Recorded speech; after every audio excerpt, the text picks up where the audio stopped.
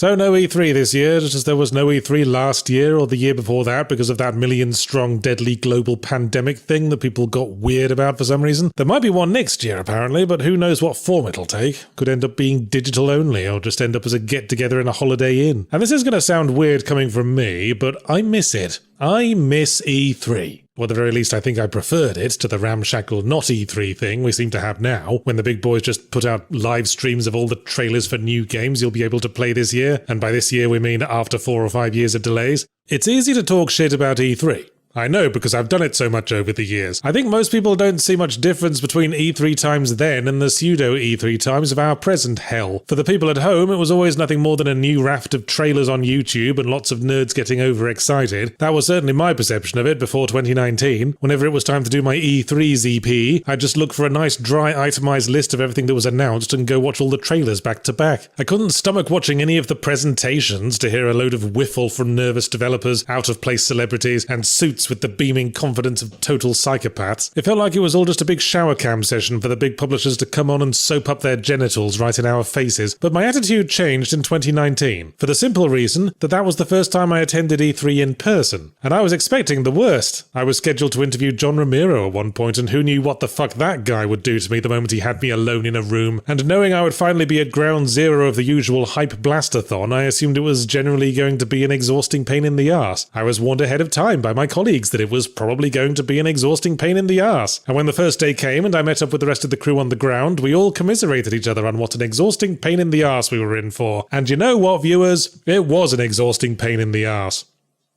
You were probably expecting the word butt there, weren't you? No buts. Except in the sense that butt is another word for arse, which it was a pain in. We all had to get up early and then spend the whole day running from one scheduled demo or interview to the next. Then we get back to the 2-bedroom Airbnb that about 6 of us were sharing and edit footage long into the night. Well, the other guys did. I was the talent, so I got a room to myself and I just go to bed after dinner. But I was the one who had to be on camera the next day, ad-libbing reports on all the shit we looked at while looking vaguely alert, so it balances out, really. Here's the thing, though. It was an exhausting pain in the arse for us, but it was an exhausting pain in the arse for everyone else, too. I'd always thought of E3 as something that existed solely for the publisher's benefit, where Sony and Microsoft and EA and Ubisoft and all the rest come out, lather up their gonads, gleefully mislead the public about their impending cum spurts, and giggle at all us media types being forced to take an interest in their bullshit. But as we've drifted through the numerous hands-off demonstrations where some poor bugger acted out the same exhaustively tweaked sequence of actions that he'd done 200 times already that day, and tormented them with asshole questions about why everything needs to be so magenta these days, I realised this was as much a tiresome obligation for them as it was for us. In fact, the publishers probably think of E3 as something that existed for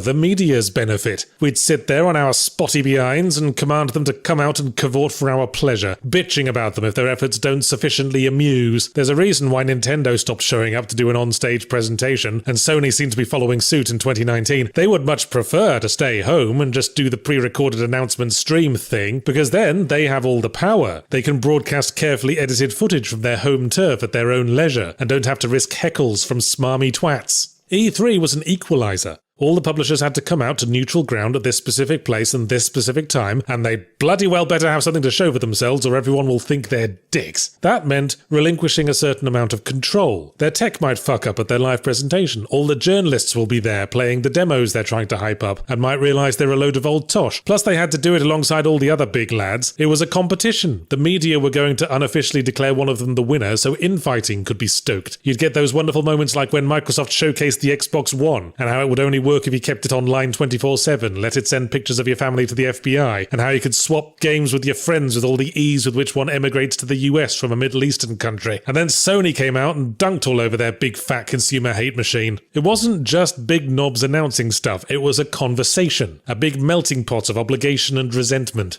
So if it was a pain in the arse for journalists and exhibitors alike, why do I miss E3? Well, put it like this. Do you still go to Thanksgiving dinner with your family, even though you'll have to drive all that way, and having to bring a dish means extra work, and you'll have to listen to racist Aunt Dottie explain why the coloured person behind the meat counter at Whole Foods embodies everything that's wrong with our society, and absolutely everyone would much rather stay home and order in pizza but assume they have to go to appease everyone else who are all thinking the exact same thing? That's what E3 was. It was a tradition. And traditions are what bring us together as a community. A time for all of us asshole journalists and asshole publishers alike to get together and bond over the shared experience of enduring a huge pain in the arse. I mean, when I did meet John Romero, we ended up being quite pally in spite of all the horrible things I've said about him. At our last appointment on our last day at E3 2019, we didn't even talk about the game much. We just sat down with the exhibitors and chatted about how relieved we all were that it was finally over. And that's why I look back on my one E3 attendance with nostalgia, exhausting pain in the arse though it was at the time. And that's my admittedly very selfish reason for wanting it to come back, because I want to hang out with some pals again and be in a social situation where I can talk in depth about the one subject I know a lot about and not get shunned as a weirdo. Still, there's one mystery around E3 that I couldn't find an answer to in 2019, and that's why the fuck anyone would want to go there if it wasn't their job to go there. Because the experience for non-media attendees, as far as I could tell, largely consisted of accumulating a lot of branded plastic bags and waiting in line for 4 hours to play 10 minutes of the new Resident Evil. You might very justifiably call someone who wants to do that a weirdo. Personally, I call them late for the bus.